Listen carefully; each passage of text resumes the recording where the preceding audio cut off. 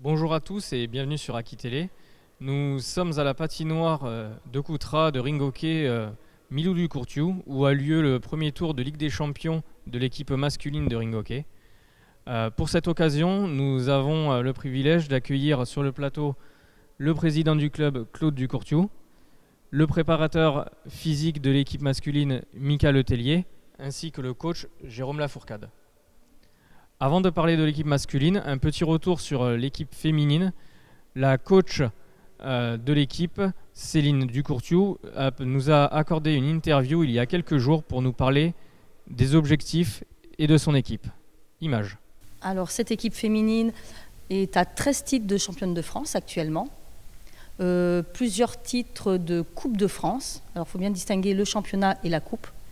Le championnat, c'est sur une saison complète. La coupe, c'est sur un tournoi, sur un week-end, en fait. Donc, on a à ce jour 4 Coupes de France. On est en début de saison. Quels sont les objectifs qu'attendez-vous de votre équipe pour cette année à venir ? Alors, pour l'année 2022-2023, le titre de championne de France nous est passé sous le nez lors de notre dernière confrontation face à une équipe de Paris. Donc, l'objectif 2023-2024 est de reconquérir évidemment ce titre de championne de France et de refaire encore ce doublé qu'on a fait 3 années de suite, Coupe de France et Championnat de France.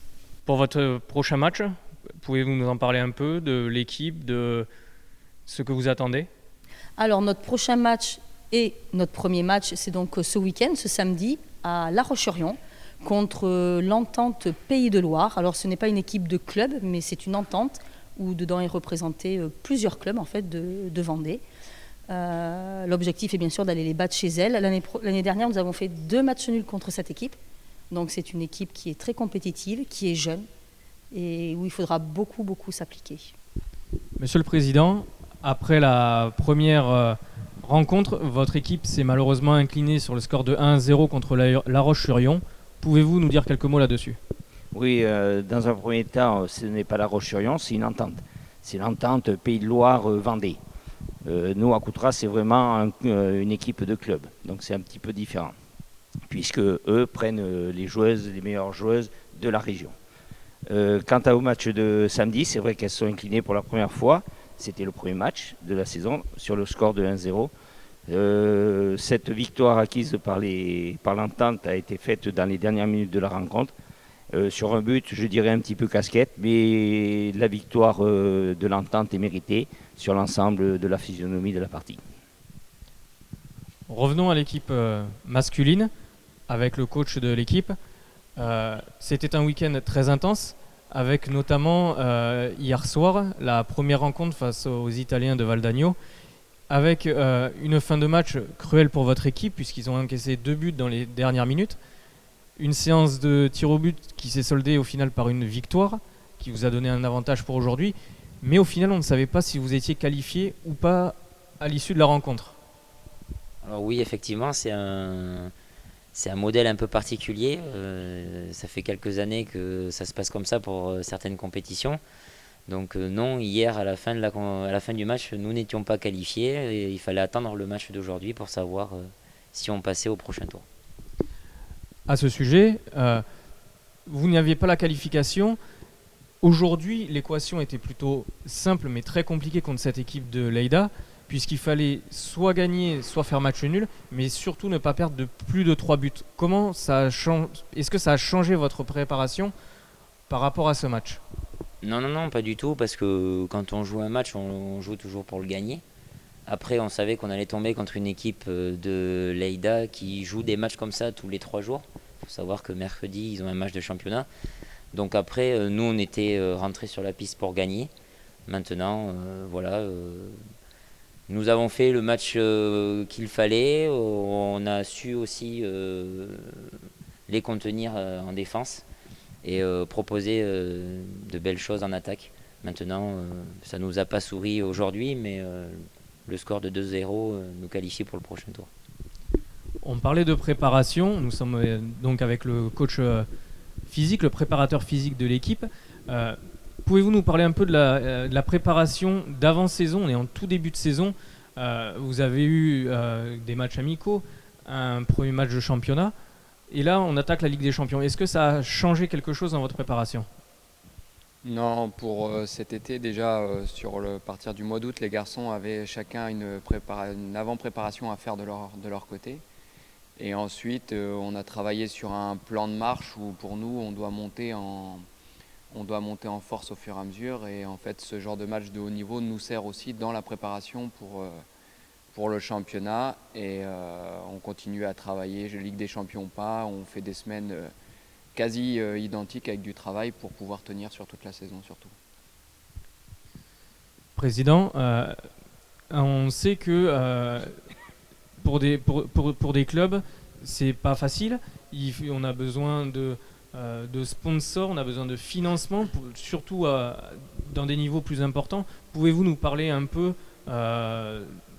de tout ce qui est mis en place, de ce que vous mettez en place avec vos sponsors, avec toutes les aides que vous pouvez avoir pour maintenir le club? Oui, mais nous avons plusieurs aides. Nous avons d'abord les aides, je dirais, d'État, qui correspondent un petit peu aux aides de la municipalité, de la CALI, ainsi que du département.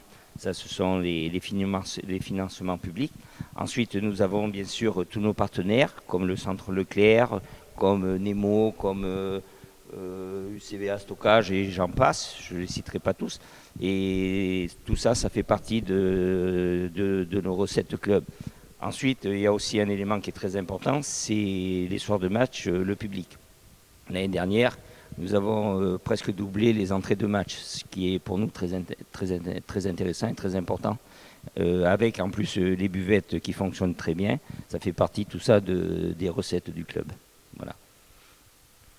Coach, un dernier mot peut-être sur la suite de la Ligue des Champions notamment. Donc vous êtes qualifié pour le deuxième tour.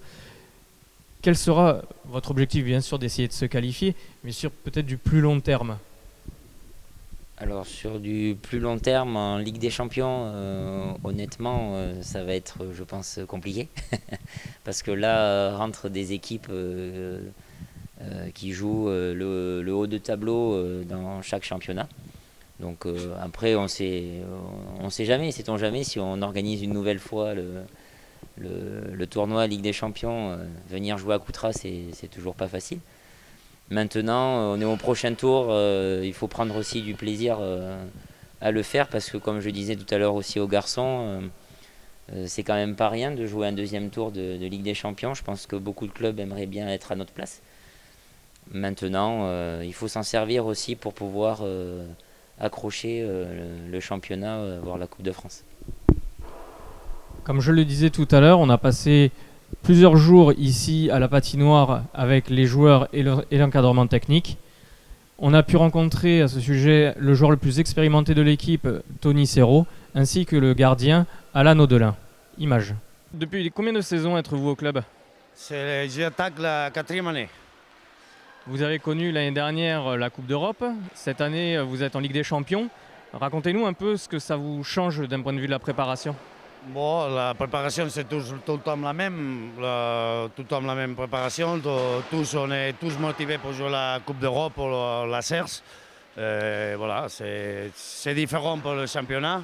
C'est plus motivant pour les joueurs. Et bon, on essaye de faire le maximum pour donner le maximum au club. Vous affrontez du coup ce week-end une équipe espagnole et une équipe italienne. L'objectif un peu pour ce week-end? L'objectif, essayer de passer notre année éliminatoire et après, en espérant qu'on passe comme à deuxième ou comme à première. À l'entraînement, on a pu voir justement que les frappes partent très vite. Vous êtes protégé par un plastron. Est-ce que vous ressentez quand même les impacts de la balle quand vous le prenez dessus? On ressent, oui, un petit peu, mais pas de là à faire mal. On sent que ça nous a touché, mais pas de là à faire mal.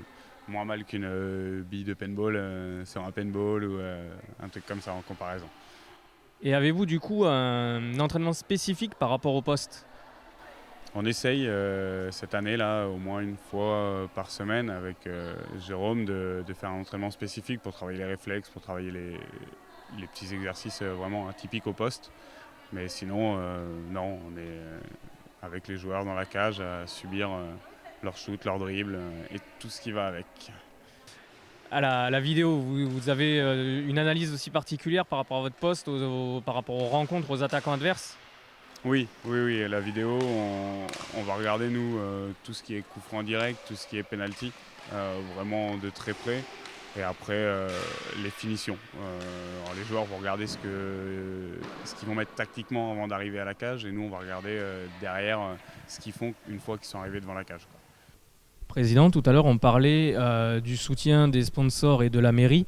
Il me semble que la mairie participe également en soutien avec les joueurs pour leur trouver un emploi, pour les accompagner et pouvoir non seulement travailler et s'entraîner plusieurs fois par semaine pour maintenir un niveau de compétitivité élevé. Pouvez-vous nous en parler un petit peu? Oui, mais le soutien de la municipalité est indispensable au niveau du club. Il y a un soutien financier, comme je disais tout à l'heure, qui est très important. Mais il y a aussi un soutien, je dirais, en termes d'emploi, puisque beaucoup de nos joueurs travaillent à la municipalité. Je crois que sur les 10, il doit y en avoir au moins 4 ou 5 qui sont à la municipalité, 5 je crois, plus le coach aussi. Donc il y a beaucoup de monde, et ce que je voulais dire aussi, c'est que le maire nous accompagne sur des manifestations. Il se met même quelquefois à conduire le minibus parce qu'on manque de chauffeurs. Donc c'est dire qu'il est vraiment très proche du club et qu'il apporte tout son soutien, aussi bien financier, moral et aussi humain au club.